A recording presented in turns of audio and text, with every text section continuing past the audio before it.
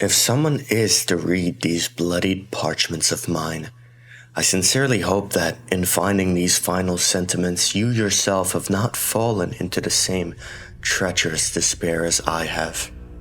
I deter anyone from investigating further, for I do not wish to be liable for anyone's psychological break and subsequent demise. I suppose context is necessary. I worked as an embalmer. I always had an acute fascination with the dead. I suppose this originates from a life of indifference, which is to say that I had not longed for the human spirit. Such an occupation originally appealed to my Puritan ideals, viewing such bereaved ones as being of the utmost purity, comparable to that of a newborn child. I confess, I longed for something more. This desire was perhaps the spark in which I would be inducted into a process of social delineation, an inherently superfluous curiosity spurred by a singularity, a pale, archaic star. It was around June when an unidentified corpse had been uncovered from a nearby sewer tract. That night, I recall a cascading downpour that seemed to span centuries, whereas on that night, the sight that befell my gaze in the morgue was one that I had not seen before. Yes, for this was the particular moment when a morbid intrigue took hold of me. A beached carcass washed up from the impervious deep of the great blue. It was the kind of sight that left one disconcerted without reason. The very thing that eroded my self-agency, which had previously comforted me in my endeavors. I felt my curiosity at this moment could not be satiated, even if I were to scour every inch of the cavernous sewers in which it originated. One can infer that the man, for he was discernibly male, that lay in front of me had once been an intimidating figure. His frame was quite large, not to the extent of, say, a bodybuilder, but possessing the general physique that was proportionate to his bulking 6 feet 8 inch build. He sported oily undulating locks of black hair, as well as a dense and unkempt beard that had been ravaged by vermin, complementing his pallid and immovable countenance, of which he seemed to be in a nocturnal slumber. Muscular atrophy had lended itself to each bilateral muscle, being most outwardly predominant in the pectoral and dorsal muscle. A sporadic rot had soiled every inch of his corpse, with multiple abrasions lining his body. His skin took a fetid, repulsive quality. Any embalming fluid seemed futile at this stage of decomposition, left in the wake of errant abhorrence. What was left of his gravelous face may indicate a man who had monstrous deformities, one that can be said to be similar in its elongating and retarding form to that of a Neanderthal. The identifiable characteristics of this man had inevitably become indiscernible amidst the bile and grot that had accumulated onto his rotten flesh, accentuating his protruding figures as if he had lived the remainder of his days in a forlorn mold of himself, irreversible from years of living as a troglodyte. I stared into his lost, wistful gaze, hoping to find some sign of humanity. I was met with anything but. Bereft of anything at all humane, what stared back was a creature of pure carnality. It felt as if he followed my every move with reserved judgment, for I was to him but another feeble observer. He seemed to be a relic from an era long gone, some kind of artifact that had been confounded by modernity. His body had so deeply engrossed itself in its own sickness that the burden of such lonely ideals seemed tame in comparison. I saw in those very moments a symbolic gesturing of the present of a decadence in which I wasn't entirely sure he had any connection to. This man felt like an unseen pariah, of an otherworldly form, one who coddled with the impossibilities of human nature, of what man had been capable of. Looking at the stillness of his body made me uneasy.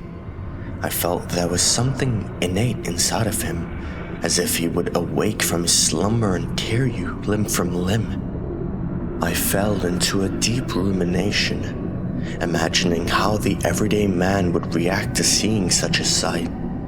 Would it create a paradox in their mind? Feeling both pity and contempt for adhering to such contrarianism seemed laughable. By doing this, they reaffirmed themselves in their insipid occupations, postulating their narrative of a presupposed world in which they find it easy to understand. Though, I suppose I was no better, feeling as if to contradict these feelings would be defying my existence. I left later that night, feeling uncomfortable and afraid, an uncanny fear that had clouded my sensibility. I remember feeling uneasy when returning to my apartment. I went to bed in order to be granted solitude from my night of turmoil. In the vilifying, tempestuous heat of the night, I had a feverish nightmare. In this state of quasi-lucidity, I remember a sense of imbalance, my gait that of a drunkard. I found myself in a place unknown to me, an abyssal pocket deep below the earth. Interconnected cavities led deeper into the dark underbelly of the cave I had found myself within. Stalagmites lined the ceiling, like sharp stakes that threatened to impale me. I wandered aimlessly, guided by unchiseled pillars and mounds of rock. I carefully maneuvered my way about the cave as to avoid falling into the transient and perpetual darkness, lost in the absence of form. As I counted my steps, 1, 2, 3, 4, I heard it. Quick, heavy footsteps suddenly became audible, shaking the confines of the cave. I became paralyzed. I stood motionless, sitting and staring into the voracious black in a state of terror, fearing what dreaded creature so swiftly moved towards me. It was in that dreaded stupor that I ran. I stumbled and fell, colliding with pebbles and stones that further heightened my sense of urgency, anticipation, and preparation to submit to a fate surely worse than death. As I ran, the rocks seemed to protrude less and less, retreating back into their stone faces as the walls of the cave molded into a rounded form. I now found myself in an area more familiar to me, for it was purely the product of man. I listened. The footsteps were no more, yet I felt no less uneasy. Before long, I had found myself knee-deep in a malodorous sewage tunnel. Large, cylindrical, and interconnected tunnels stretched indefinitely.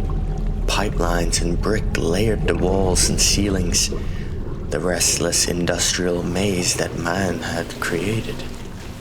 I recall feeling languid. My movements had become dulled. I felt the entrenchments of vile matter course through my blood, oppressing each step I took as I waded through what felt like tar. It was after I felt I had walked for eternities that I saw the light at the end of the tunnel. Rejuvenated in that moment, I began to sprint toward the light. In that moment of the purest ecstasy, I had not realized that each step I took blackened the already murky waters, and that it had now reached my waist. It crept up my body, ever so slowly. Its aqueous claws threatened to subdue me in its turgid mightiness.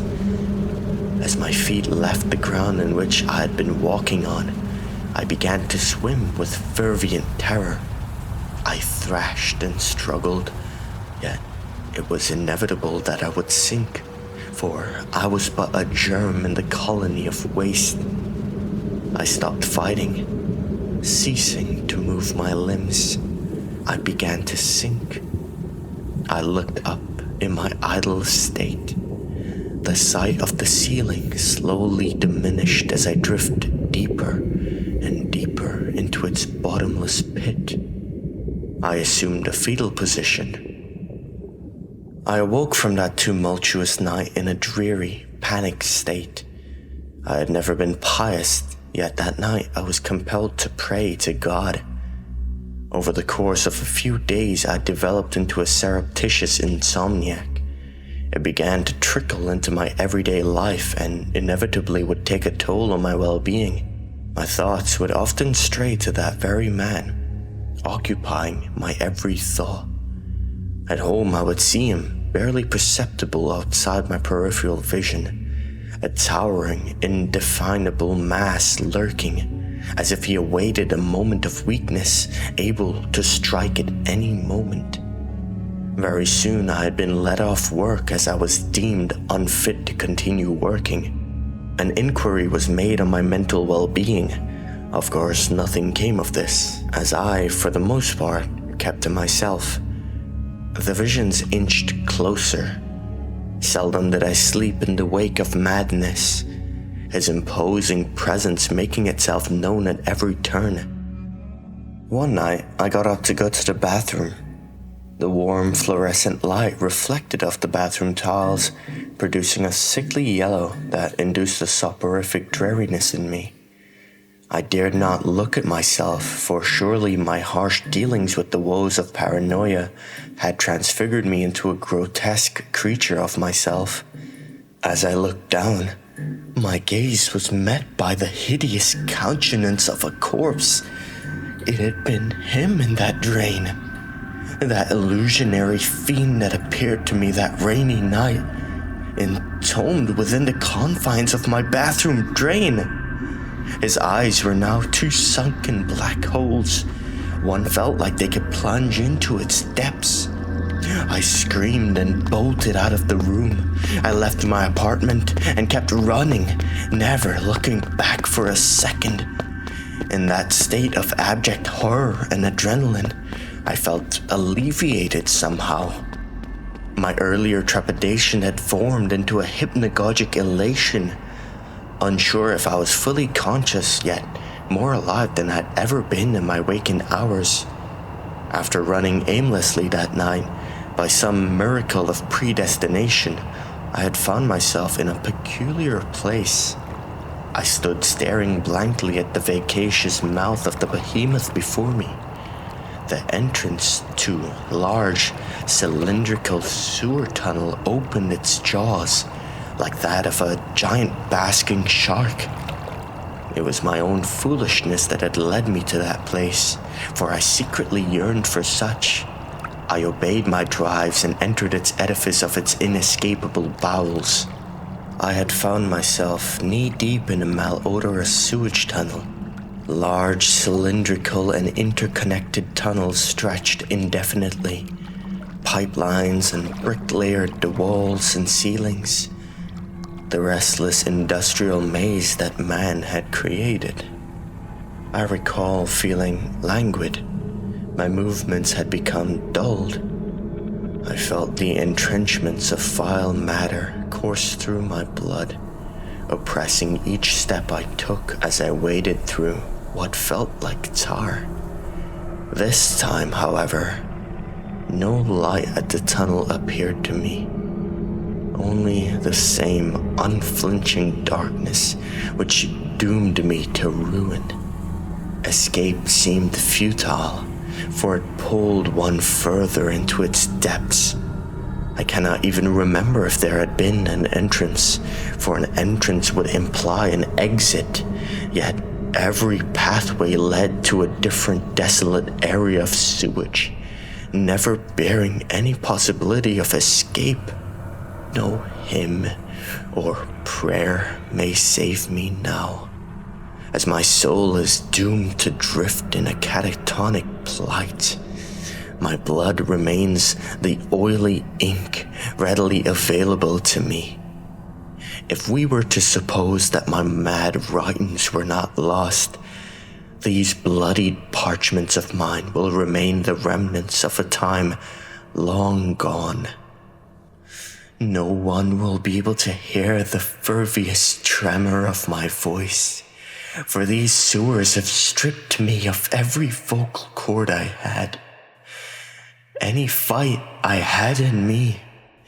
I applaud the cretin that I met that day, for he had unknowingly became my Mephistopheles, a deviant of callous trickery. I wonder how many of them reside under the earth as I do, oblivious to mankind, sheltered from the lunacy such evolved men would bring.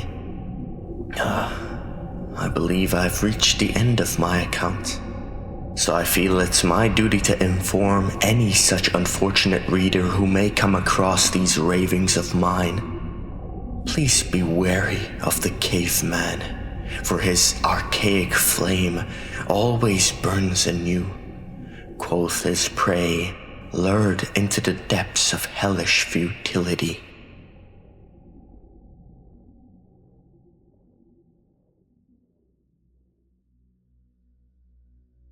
Hello everyone.